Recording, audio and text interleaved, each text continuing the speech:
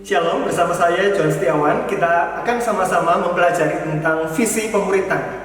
Di banyak tempat, usaha-usaha pemuritan sudah dilakukan, dan di beberapa tempat juga kita melihat bahwa pemuritan yang dilaksanakan akhirnya berhenti di tengah jalan. Saya melihat hal itu terjadi karena salah satu dari dua alasan ini. Yang pertama, mereka punya visi, punya gairah, punya passion untuk melakukan pemuritan. Mungkin ditangkap melalui seminar-seminar yang mereka ikuti dan acara-acara pembinaan, tetapi ketika melaksanakannya mereka tidak tahu bagaimana melaksanakan dengan baik, dengan tepat, struktur apa yang perlu diadakan. Jadi punya passion tetapi nggak punya sistem. Hal yang kedua yang mengakibatkan tidak berjalannya pemuritan adalah mereka punya sistem, mereka punya struktur, mereka punya manajemen, tetapi nggak punya visi, nggak punya passion dan gairah. Kenapa mereka melakukan apa yang mereka lakukan? Dan pada sesi ini kita akan belajar mengenai visi itu, mengenai gairah. Kenapa kita melakukan pemuritan sebagaimana yang kita akan sedang perjuangkan di dalam gereja dan tempat pelayanan kita masing-masing. Saya ingin memulai dengan sebuah cerita, Bapak Ibu Saudara sekalian. Cerita tentang seorang yang kaya raya.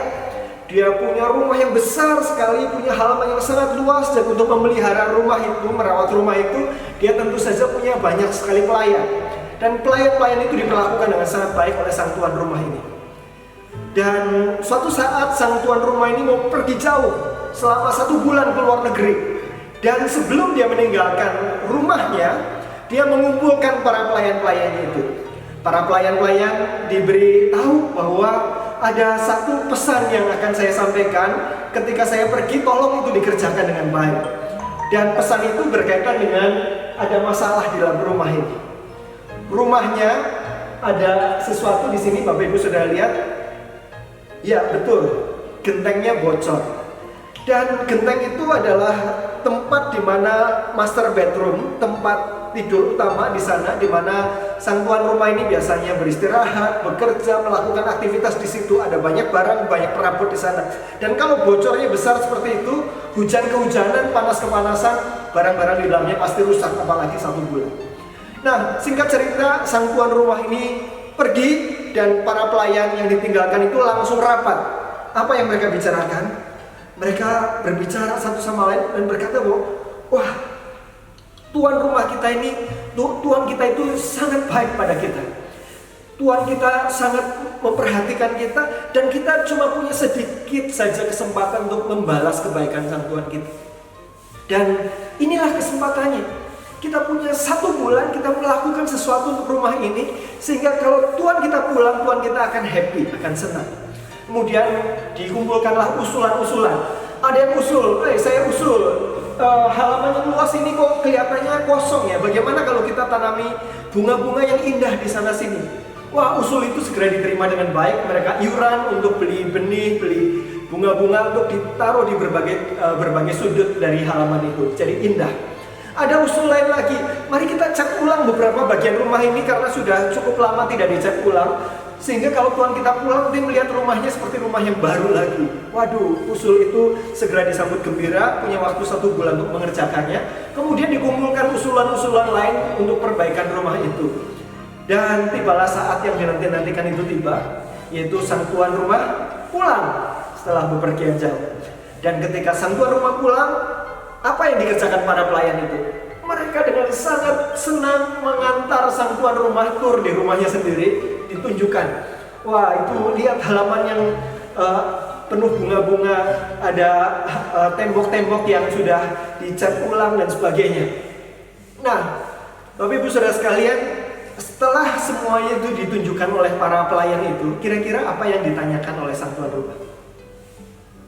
Ya, sang tuan rumah akan bertanya, bagaimana dengan genteng bocornya?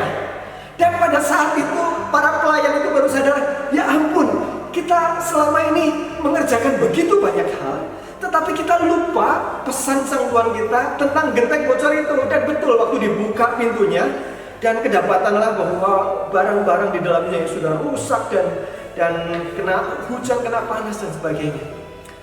Bapak Ibu Saudara sekalian, tentu tahu kemana arah dari perumpamaan ini. Betul, kita juga punya Sang Tuhan, punya Tuhan Yesus ketika melayani di dunia. Dan sebelum Sang Tuhan ini pergi meninggalkan dunia ini, dia punya pesan yang sangat penting yang disampaikan kepada para muridnya. Pesan itu dicatat ada dalam Matius pasal 28 ayat 19 sampai 20, tetapi bukan hanya di sana. Amanat agung adalah amanat agung versi Lukas, Markus, versi Yohanes, karena ini adalah amanat yang penting dicatat dalam berbagai bagian. Tetapi bagian yang lebih komplit adalah bagian yang ditulis oleh Matius 28 ayat 18 sampai 20. Demikian firman Tuhan. Yesus mendekati mereka dan berkata, "Kepadaku telah diberikan segala kuasa di surga dan di bumi. Karena itu pergilah, jadikanlah semua bangsa muridku, dan baptislah mereka dalam nama Bapa dan Anak dan Roh Kudus, dan ajarlah mereka melakukan segala sesuatu yang telah kuperintahkan kepadamu, dan ketahuilah aku menyertai kamu senantiasa sampai kepada akhir zaman." Bagian Alkitab yang disebut sebagai amanat agung. Tahukah Bapak Ibu Saudara sekalian bahwa Tuhan Yesus tidak pernah berkata bahwa inilah amanat agungku? Lalu menurut Bapak Ibu sekalian, siapa yang memberikan sebutan amanat agung pada bagian Alkitab ini? Mengapa amanat ini disebut sebagai amanat yang agung? Amanat agung atau dalam bahasa Inggrisnya The Great Commission. Karena ada banyak hal yang agung yang dinyatakan di dalamnya. Yang agung artinya sesuatu yang sifatnya menyeluruh, sifatnya total. Mari kita perhatikan bagian dari amanat agung ini. Di sana dikatakan kepadaku telah diberikan segala kuasa. Jadikanlah semua bangsa melakukan segala sesuatu senantiasa sampai kepada akhir zaman. Ada kata-kata yang menunjukkan totalitas di sana. Dalam bahasa Yunani-nya sebetulnya itu kata yang sama, yaitu pas, atau dalam bentuk infleksinya ada pasa, panta, dan pasas.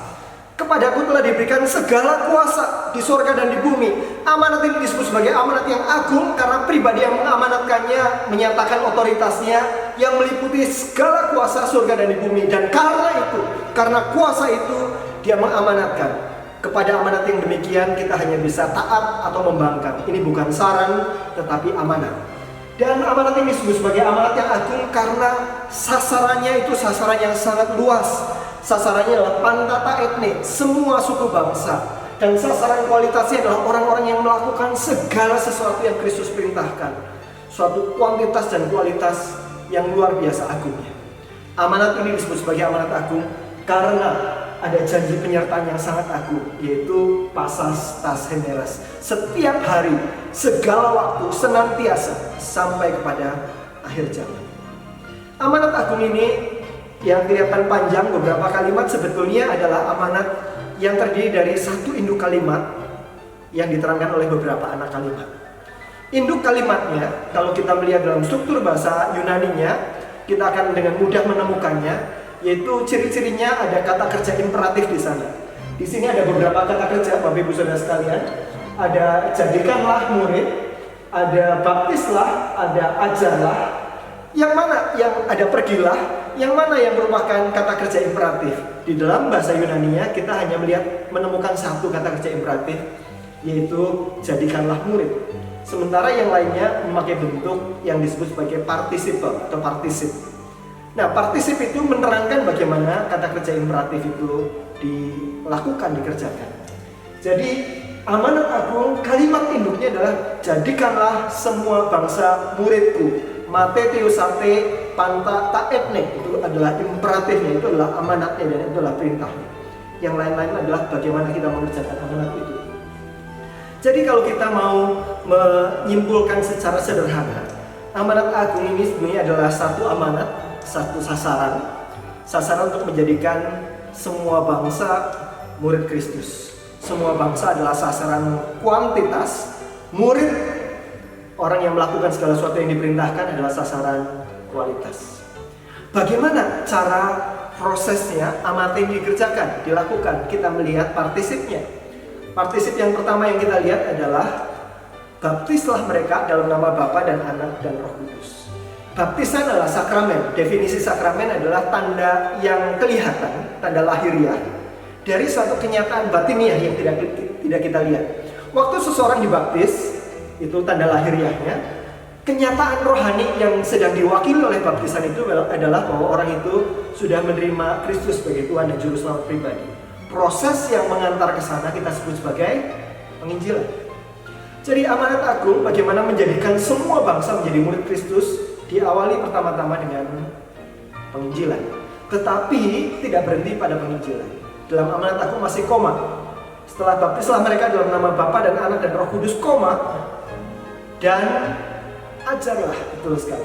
Ajarlah mereka melakukan segala sesuatu yang telah kuperintahkan kepadamu. Di dalam bahasa sehari-hari kita sebut itu sebagai pembinaan. Jadi bukan hanya diinjili, tetapi dibina supaya dia bertumbuh dewasa. Bagian dari pembinaan ini adalah mengajarkan segala sesuatu yang diperintahkan, termasuk kita mengajarkan amanat agung ini. Amanat agung memerintahkan untuk pergilah, pengutusan. Orang dibina, diperlengkapi supaya dia siap diutus. Diutus untuk melakukan apa, Bapak Ibu Saudara sekalian? Pergi untuk apa?